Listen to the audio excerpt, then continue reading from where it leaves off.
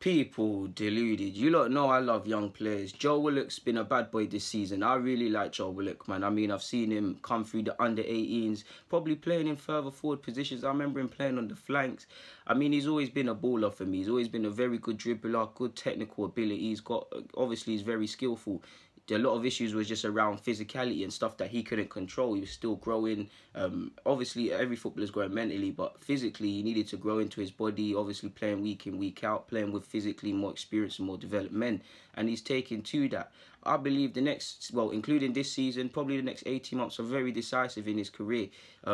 Why people have had to take time with him is because he's born in August. He's one of the youngest, so we got to wait for him physically in his age group. He's 20 years of age now. Well, he will be in August. He's 19. He's made some great strides this season. He's obviously played for the first team when the opportunities presented itself. Highlights bagging a brace against Blackpool. When we were in the Checo trades, for me it was a pleasure watching him against seasoned pros. That's what I want to see my young players doing, roulettes, nutmegs, and all of these things. What I like about him as well is what I've seen this season a bit more is his movement off the ball. For me, I thought he was going to develop it, and I still think he can be a deep lying playmaker because I think he's got a lot of quality. He's taking the balls off his centre halves, trying to dictate the game sort of thing. But I think now his thing is the box to box. What I've seen for the under-18s and when he has been given opportunities in first team, I think his thing is the box to box because I think his movement has improved. You look at the goal, his first goal against Spurs in the recent 4-0 victory at under-23 levels. What I liked about him is because many footballers, they play a pass or they see something and they're not calculated. Many people don't. Football is a proactive game. You need to think ahead. You need to think fast. He followed simply from following a runner, following the flight of the ball and just following in into the goal. He scored. So I really like that, man. If you look at the midfielders right now in terms of box to box, he's probably the closest to Aaron Ramsey. Right now, he's on the cusp of the first team. He'd probably deserving of more minutes than El Nene, but in terms of experience, El Nene is in front of him. El Nene might leave in the summer, so, well, we know Aaron Ramsey's rubber nailed on to leave the club. So that's two positions without, obviously, I want to bring in midfielders, but without speaking about that, opening up for him. Surely this summer or this season he gets promoted. I think he's done all he can to get promoted into the first team. I think he cannot play under 23 football next year if he's not going to get a fair crack or opportunities within our first team. He needs to go out on loan, preferably to Germany, where it's a technically based league with a technically based team to him to showcase his talent. Him and Nketiah, they're basically first team. We know they're playing on the bulk of under 23 games are coming because they're not quite first team. They travel a lot, and they're similar to Loftus-Cheek historically. It's when you're part of a team but you're not part of it. You're training, you're playing with these stars in training and stuff, but you're not genuinely considered a midfield option to start week in, week out in the Premier League or any other competition. So we're in the decisive periods of him. He's 19. He's proven that he's good enough to start at first team level for any at levels. What that means by that is, if you remember, Arsene Wenger said if they're not technically ready at 19, they never will be. Some exceptions to the rule, but get the point. He's still developing physically and he's coming into his own and he's looking promising. Making it here consistently remains to be seen. I don't know if he can do it. I just know the man's got potential and I'll always back a homegrown player. I think regardless of if he makes it at Arsenal or elsewhere, he's going to have a good career because he's got lovely technical qualities. I really think that. I really feel he's going to have a good career, man, because he's able to do... I like his bravado, man. He's not afraid to try skills. He's a strong dribbler. He's got an eye for goal. He's developing his eye for goal as well. He's smelling hunger. It's just his movement is what has improved the most for me and what's impressed me the most in the last season or so. I think he's done all he can. He's come a long way from his disaster class against Newcastle. Can't understand why some fans get onto these players because they big them up and fail to realise that they're trying to add consistency. There's going to be games they're amazing and games they get destroyed. And Joe Willock probably learnt more from that game last season, Newcastle away, starting that, than he's ever learnt at under 23 football in the last 2 years because he's been dominating it. When you're dominating it, what are you learning really? Look at every game where he's played. He's badding it up. If it's not him, it's Nketiah. If it's not them, it's Amici or Saka or whatever. For us, it's great. But these are the decisive periods, man. And if we just look in, I didn't have any plans on doing this, but let me see how many goals the man's actually found this season. I never spell his name right.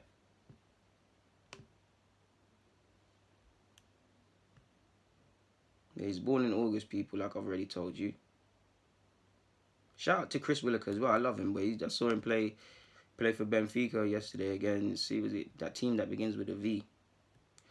Shout out to his brother as well, Matty Willock, man. Imagine having 3 sons that are all ballers. But at under 23 level, what in the EFL trophy, 2 appearances, 3 goals. So he scored 9 goals 9 goals in total this season. two in the FA Youth, two in the FA Cup, and obviously one in the Europa League. But strictly for the second string reserve sides, EFL trophy, he's got 3 goals. In the Premier League Division 2, he's got 3 goals and 3 assists, man. So he's got 3 assists this season and 9 goals in 15 appearances. He's doing all he can, really and truly. Obviously, oh, that's who he scored against. He scored against Volska. I can't even remember that, but yeah, he had a great game against Coventry with Emil Rose Smith and Nketiah too. So he's doing all he can, people. And if I'm him, you don't want to be playing under 23 football next year because it's not going to help him. Like, he's badding it up, people. It don't matter if it's City, West Ham, Spurs. He's badding it up. Like, he's a terrific footballer. I like him a lot, man. And like I said, it remains to be seen whether Joe Willock can carve out a permanent career in the Premier League or at Arsenal. Is tough. But one thing I do believe is that he should be given the opportunity to at least compete for the opportunity to do that. I do believe he shouldn't be playing on the 23s football next year. And I do believe he's going to have a solid career, whether it's at Arsenal or not. He's going to, I think he's a wonderfully gifted footballer, man, in terms of technical ability. I've got a lot of time for Joe Willock, man, as I have done. So yeah, man, keep doing your thing, Joe. All you can do is keep training and playing well and hope you get a chance, man. If it comes, it comes. So yeah, people, man, that's all I wanted to say. Without a doubt, he should be one of the first players that you see go out on loan next season if he's not given a chance, because I believe it's the decisive period. He's 20 years of age, will be 20 in August. If he's not going to be given a chance, he needs to play football. You can't be 20 and still playing under 23s, really and truly. It's not. I'm going to keep it true. Under 23 football is a graveyard, people. You want to get out of there as quickly as possible. Some exceptions to the rule, some circumstances, but by the time you're 18, 19, you want to get out of it. You want to be trying to push into it at 16, 17 because it's a step ahead of under 18s, but you want to get out of that as quickly as possible. Why do you think Nelson went out on loan? You think Nelson wants to fly around with Arsenal for no reason if he's not going to be given an opportunity? Do you get it, people? He needs to, like I said, man, I'd love him to get a Premier League loan. I don't think that will happen, so I think Germany is the best bet for him. Either way, I don't believe he should be playing under 23 football, and if he is next season, there's something seriously wrong, man, because he's got the ability, and it's now time for him to consistently go against hungry professionals, people fighting for league titles, or fighting to stay in the division, or fighting to get fan pressure off their back. Because I don't feel under 23 football necessarily promotes that.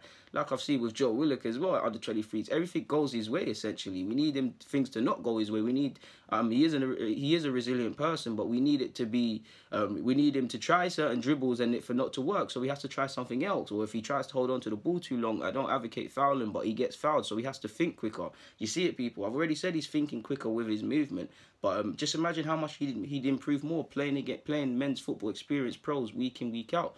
I think that's the next step for him. And if you're looking at obviously there are some people you'd probably say with higher potential in terms of scope that you're looking at. You're probably looking at the Amichis and Sakas. Obviously they're drawing more headlines, but in terms of being ready, in fact, in terms of potential, we'll never know. But in terms of being ready, I think Joe Willock is the closest to being ready. He's done everything asked of him, really and truly. And like I said, he can't be playing on the 23 football, second string football next season. He needs to go out on loan somewhere where he's going to play, preferably to Germany, where it's technically based and a team that are going to play to his strength, man. And I know he's got a lot of criticism for allegedly rejecting Luton, but what do you expect him to do if it's not to his strengths, or it's not an environment to thrive?